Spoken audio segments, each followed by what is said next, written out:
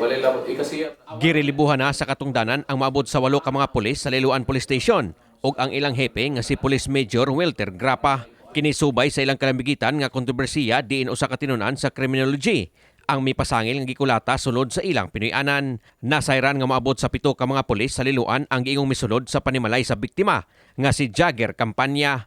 Midangop si Campanya sa programa ni Senador Rafi Tulfo kalabot sa iyang nadangatan sa mga pulis sa Esgutang lungsod. Pasado alas 11 sa gabi ni adtong Abril 18, gingong misulod sa ilang panimalay ang 7 ka mga pulis nga walay dalang search warrant o warrant of arrest tungod kay gingong adunay gipangita. Dihang gisuwayan pagpasabot ni Campanya nga posibleng pasakaan og kaso ang mga pulis sa ilang illegal nga pagsulod sa ilang panimalay. Gikulatan hinon siya nga may resulta sa iyang pagkabunog. Usa sa gipasangin lang nangulata kaniya og iyang nailhan nga usa ka Staff Sergeant Tabasa.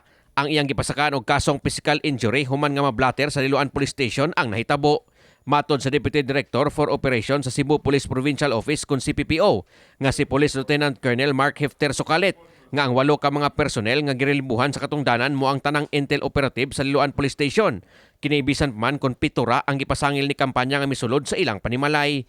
Samtang si Grapa giapil usab sa pagrelibo gumikan sa command responsibility sa iyang mga sakop. there will be officer to replace also sa Carmen. And since na ang mga gapoy tropa, because ang to be an intel operative and drug enforcement unit, kinahanglan og training. So kinahanglan to i-retrain. Then I will be augmenting because dapat sinati yung personnel sa we cannot just place yung mga individuals. So currently namatay tropa pa sa Liloan. We are getting yung mga new members there. Of course, we'll be also augmenting mga personnel para sa Liloan po.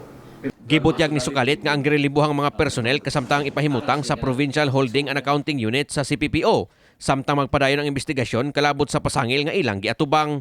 Kasamtang ang mihulip ni Grapa sa Liloan Police Station mo ang kanhi hepe sa Carmen Police Station nga si Police Major Eric Hingoyon. Kung mapamatud ang sad-an mag-atubang og kasong administratiba ang mga pulis nga gireklamo ni Campanya, subling gipinamduman ni Sukalit ang mga pulis. Lakip na ang mga hepe sa pagsigurong nasubay gyud sa balaod og lagda ang ilang ipahigayong mga operasyon. Hilabi na kon mosulod og mga panimalay. Gidili usab ang pagpangdapat sa mga pulis sa usa ka sibilyan. Kita na ay probable cause na mapasakaan sila og kaso, specifically kaning si Tabasa na may pending na case niya apan sa IR nato nakita nato sa slight physical injury, you will be facing administrative case na simple misconduct. However, there was a report also and alleged ng biktima na violation of domicile na accordingly ni pasok, which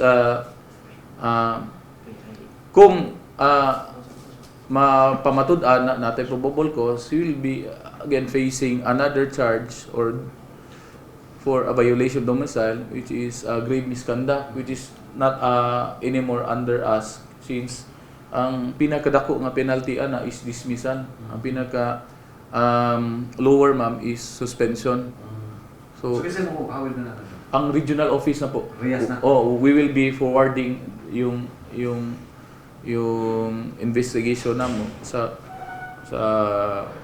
regional level. But Ang tigpamaba ni Police Regional Office 7 Director Police Brigadier General Anthony Aberin nga si Police Lieutenant Colonel Gerard Espilari, may klaro nga dili nila itolerate ang nabuhat sa mga gipasangin lang pulis kung mapamatud-an sila nga sad-an.